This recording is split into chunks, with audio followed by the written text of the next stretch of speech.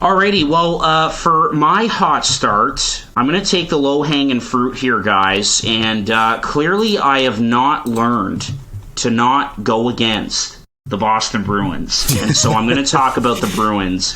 You had to. Oh, yeah, absolutely. You've been hearing about it on Instagram. Oh, for sure. I've been getting messages, and Mark Breyer, a good friend of mine, he tagged me in a couple of posts on Instagram and Facebook, and take that, Harp, and, about the Bruins and everything, and hey, I'll take it, man. I'll admit when I'm wrong, and I was wrong about this team, and it's silly of me, because it's like the Pittsburgh thing every year. Never learn not to doubt these guys. But yeah, very critical of the Bruins going into this season, of course, with all of the injuries, and they've been great. And I think, and obviously, I've got a couple of notes on the Bruins out of the gate who are 8-1, but I think the biggest reason for their success so far, for me, is the coach, and that's Jim Montgomery. And this team just looks like they're having fun playing hockey, and Jim Montgomery's obviously been through a lot, but the impression that I get from him is that he's a lot of fun to play for, and he's really good with the players. And so things obviously went sour with Bruce Cassidy, and who was kind of a hard-nosed kind of guy and is obviously having success in Vegas, but Jim Montgomery deserved a second chance, and you love to see stories like this, and I think the guys really like him, and they're having a lot of fun, and the record shows that. And then a couple of other notes. Linus Ullmark, undefeated so far with a .945 save percentage. I do expect those numbers to drop as the season goes on, and for him to kind of come down to earth a little bit. But surprisingly, he's been the guy between the pipes so far, besides Jeremy Swayman, who I think we all expected to be the guy out of the gate. And it's not like he's been bad or anything, but they have a true 1A, 1B situation, a true tandem situation, as we talked about over the weekend. And Ullmark has been better of the two, so that's been great to see.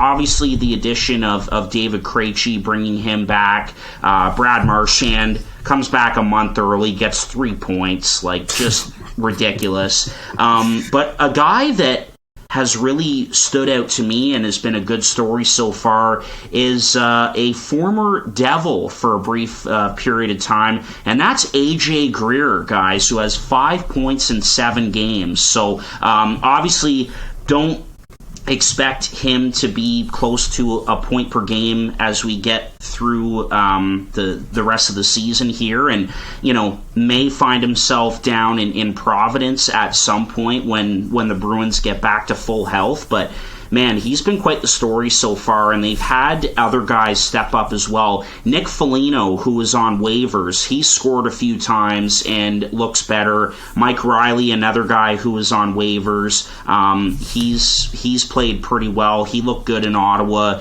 at their home opener when I went a few weeks back, and It's been fun to watch. I'm eating my words on the Bruins, of course. I haven't learned yet, clearly, not to go against them. And man, I just with Charlie McAvoy coming back, I don't see this team slowing down anytime soon, and you'd have to think that a long-term deal with David Pastrnak is going to get done sooner rather than later with how well this team is playing. So anyway, I know I'm rambling on about the Bruins, but I had to go with them, had to take the low-hanging fruit. So a thought on the Bruins. Yeah, well, it's easy to say that they're having fun when a key stat is that they are first in goals for per game. It's pretty easy to have fun when that's happening, especially second in goals against per game. But you mentioned Pastrnak there. So far, like MVP type season going on there. He's been ridiculous. 17 points in 9 games. I know McDavid has him beat, but we just expect that at this rate. I think we're all eating our words because we ranked this team lower in the division rankings because we thought that they were going to have a slower start, missing so many key players, Marchand, McAvoy, Grzelcyk, to name a few. We thought that this was going to be a slow start. They're going to drop a bunch of points in October and November, but then be real good after the new year. Well, not even close to what's happening right now, and they have been so good, both scoring and defensively. It's a full team effort here. 100%. There's so much to say about the Bruins because they have just flown out of the gate. They've been so good to start the season when nobody thought they would be because, like you said, Case, they were missing, two of their biggest players to start the year in McAvoy and Marchand. But I just want to say, of the three of us, I was definitely the highest on the Bruins, and I want that to be known so that people don't think I'm just a biased Maple Leaf fan.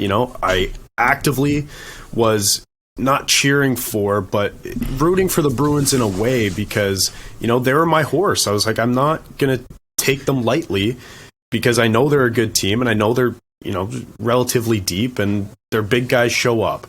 This team seems like, it almost feels like a last dance for this team, doesn't it? Like, I know it's not really, but, bringing back Krejci for a very cheap deal, Bergeron on a 1-year deal. He'll be year to year from now on if this isn't his last season. He's still so good, and he'll probably be so good until he retires. But it just feels like, everything is coming together this year.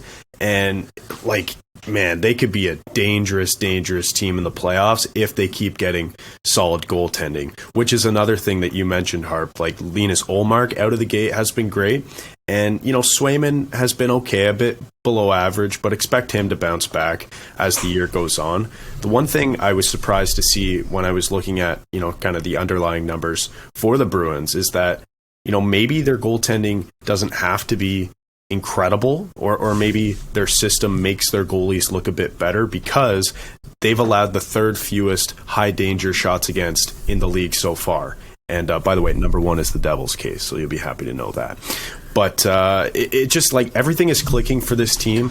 Bergeron is ranked 12th in our fantasy league. I mentioned that Marchand had 15 fantasy points the night that he came back, 3 actual points. So things are going really well, and they're not going to get worse anytime soon. Of course, barring injury, knock on wood if you're a Bruins fan. But yeah, this team has been fun to watch through the first, 10 games or so.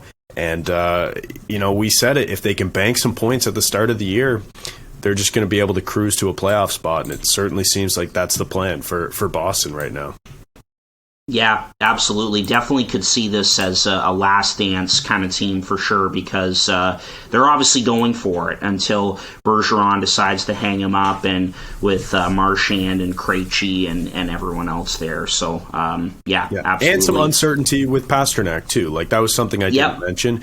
Even though, it's likely that he re-signs in Boston, it's going to be a big number, so they're going to have to probably move some stuff around. And, maybe Boston management doesn't want to pay him that much if they plan on doing some sort of rebuild or retool. But I'm just saying, because of that uncertainty, plus the other aging players, it just seems like this is a last dance, and the guys are having fun, like we mentioned. So a lot's going right for the Bruins, that's for sure.